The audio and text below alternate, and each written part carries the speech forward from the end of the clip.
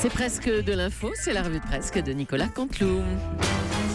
Et ils sont encore dans le studio, Fabien Amias et son invité. Oui, bonjour, donc je reçois Marine Le Pen. Marine Le Pen, vous l'avez vu, Donald Trump demande à l'usine Whirlpool, usine de sèche-linge qui est implantée en France, de revenir sur le territoire américain. Qu'est-ce que vous feriez, vous, si vous étiez élue présidente quelle serait votre méthode pour empêcher ce genre d'action ? Bravo, monsieur Namias. Je vois que vous profitez que je sois une femme pour me parler de sèche-linge. Je suppose que vous allez me demander dans quelques instants, pour laver mes drapeaux, quelle lessive ou assouplissant j'utilise, n'est-ce pas, monsieur Namias ? Non, pas du tout. Écoutez, on va parler d'une mesure plus économique. La monnaie, le retour à la monnaie, vous préconisez un retour au franc, suppression de l'euro, ce qui aurait des conséquences pour les Français avec des augmentations, par exemple le prix de l'essence qui passerait de 2 euros à 2 euros, 2,50 €. Vous dites n'importe quoi. Vous dites n'importe quoi. Pardon, mais d'où vous sortez ce chiffre ? Arrêtez de prendre vos petits experts pour nous annoncer ce genre de chiffres. Excusez-moi, monsieur Namias. Bon, je sens que je vais me faire engueuler à chaque question. Bon, j'y retourne quand même. Alors vous voulez augmenter le SMIC, et c'est d'ailleurs étonnant parce que c'est la même mesure que préconise monsieur Mélenchon. Vous dites n'importe quoi. Je n'ai jamais dit qu'il fallait augmenter le SMIC. Il faudra travailler, monsieur Namias. Je déplore le ton de cette interview que j'ai plombé moi-même d'ailleurs. D'autant, monsieur Namias, que je vous apprécie. Enfin, pas vous, vos initiales. Oui, monsieur Namias, Fabien Namias, ça fait bien FN, non? Humour frontiste, même, de Claire, monsieur Soto. Je vous en prie, enchaînez. Bon, merci à tous les deux. Allez, on va accueillir Marc-Olivier Fogiel. C'est lui qui est avec nous ce matin pour les titres. Bonjour Marco. Bonjour Julie, ça y est, le grand soir est arrivé. Bonjour Natacha, je ne vais pas saluer Thomas Joubert, Laurent Cabrol, tout le monde est là. Oui. Ce soir, chez tous les Français, aura lieu ce débat passionnant. Eh oui, Benoît Hamon contre Manuel Valls. Ah non, c'est pas ça, c'est pas le débat passionnant qui aura lieu ce soir chez les Français. Le vrai débat, ce sera plutôt on regarde quoi à la télé ? On regarde quoi à la télé ? Super Nanny sur NT1 ou Top Chef sur M6 ? Non, parce que franchement, qui va regarder Hamon Valls, à part les commentateurs politiques qui bossent comme Fabien Amias, mais eux, c'est pas pareil, ils sont payés pour le faire. Bon, allez, c'est bon. On vous écoute pour les titres, Marc-Olivier. Allez, c'est parti. Allez. Statuette dorée, Cocorico, nous l'avons dit dans ce journal. Isabelle Huppert a été nommée dans la catégorie meilleure actrice aux Oscars. En revanche, rien pour Pénélope Fillon et son rôle de composition dans J'ai été attachée parlementaire de mon mari pendant 8 ans. Pourtant, elle le jouait à la perfection, on y a cru, franchement. Et puis, cérémonie des Césars, on l'a dit, Roman Polanski renonce à la présidence des Césars. Et oui, il a préféré se retirer avant que la contestation grandisse. Décidément, après Hollande, Polanski en 2017, c'est l'année des présidents qui renoncent. Et puis, rétropédalage, Roman Polanski a renoncé à la présidence César, nous voulons de dire. Oui. En revanche, il a postulé pour être jury dans The Voice Kids. Oh oui, allez. Allez, ça vous plaît pas ça, Julie, je sens. Allez, air nauséabond, des substances toxiques, ça va vous plaire, ont été retrouvées dans les couches pour bébés. Et il paraît, ouais. Ouais, il paraît. Donc cette mesure immédiate, réaction du gouvernement, les couches devront maintenant porter une vignette anti-pollution, une vignette moche, et les poussettes seront soumises, bien sûr, à la circulation alternaire. Voilà. Qu'est-ce que vous dites, Madame Leclerc? Non, on parlait des couches, là. Il paraît qu'il y a des produits toxiques dans certaines couches. Ah, donc tout s'explique, alors. Quoi?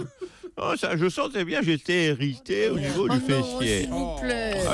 Monsieur Sodio, il n'y a pas de oh, c'est la vie. Regardez, moi qui ai une peau d'abricot, d'habitude. Allez, j'ai des plaques rouges partout. Ah oui, c'est bon. Vous voulez pas me passer un peu le bienfait, Oh, monsieur, écoutez, monsieur adressez-vous à Natacha Polony, elle fera ça après l'émission. Natacha. Non, mais c'est dans le texte, Natacha. Oui, c'est ça. C'est pas moi qui le dis. N'assumez pas, Julie. C'est écrit. C'est écrit, c'est vraiment une chanson. Exactement. C'est écrit, il faut le faire. Allez, c'est bon. On vous laisse. Autre chose. Voilà, étalez un Non. peu plus. Les plus grands cercles. Non, c'est pas possible. Allez. Je Selon. sens que ça pénètre. La Bon, allez, rougeur, c'est un allez, on passe à autre chose, s'il vous plaît.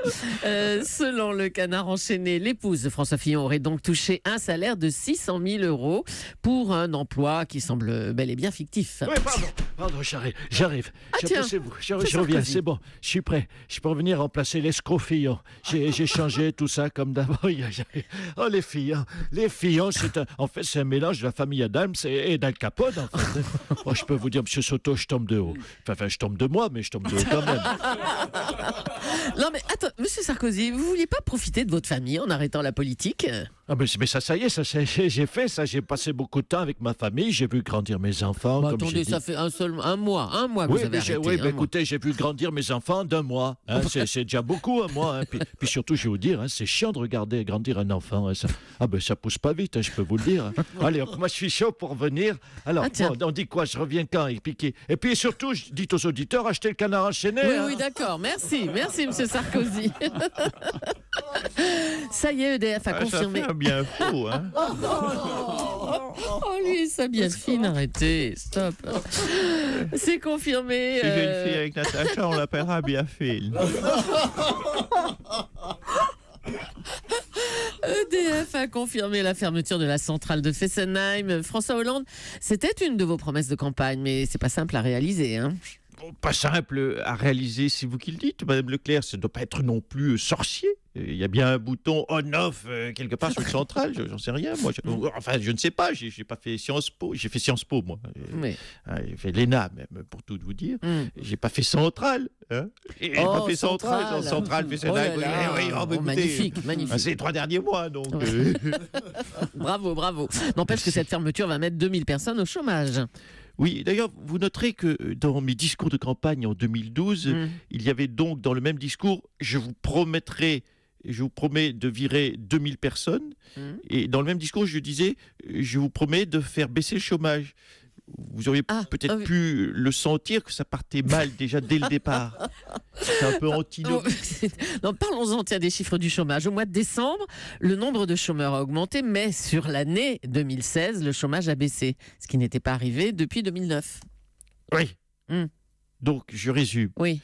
J'avais promis que je fermerais Fessenheim, et ça ferme. J'avais promis que je ferais baisser le chômage, et il baisse. En fait, j'ai une question, vous qui êtes fort en analyse politique.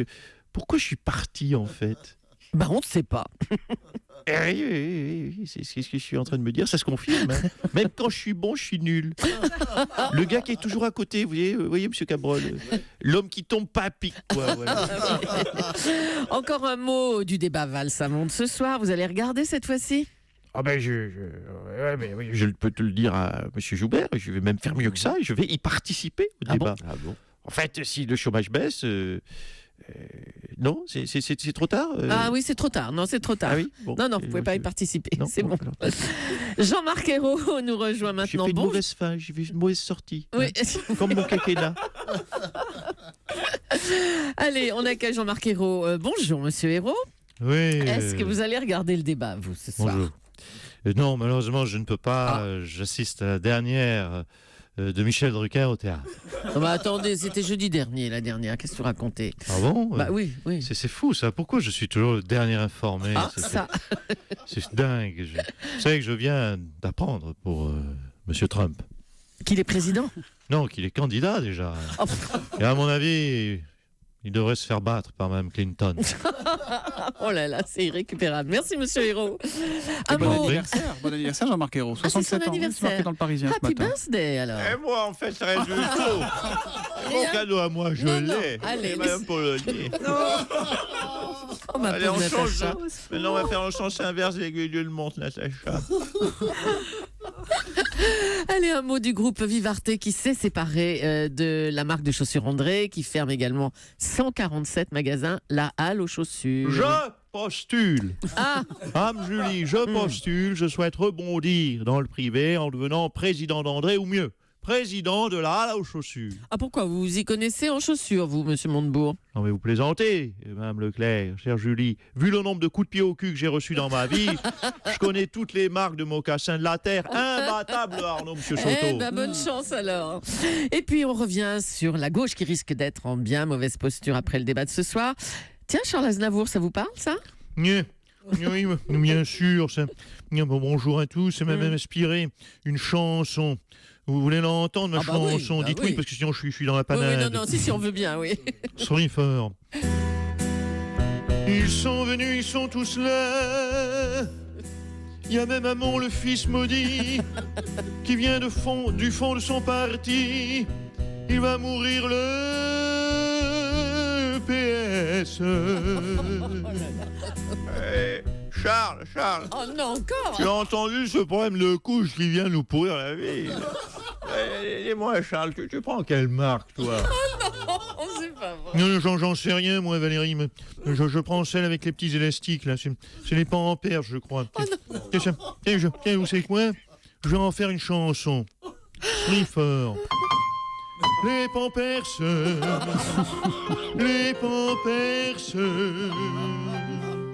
ça voulait dire, ça gratte un peu. Les Pampers, Ça y est, ici, lui. les Pampers, c'est pas facile de devenir vieux. Comme vous dites. Allez, on vous laisse les papis. Bravo à Nicolas Cangeot qu'on retrouvera demain en direct à 8h40 pour la revue de presse sur Europe 1. Demain, Nicolas.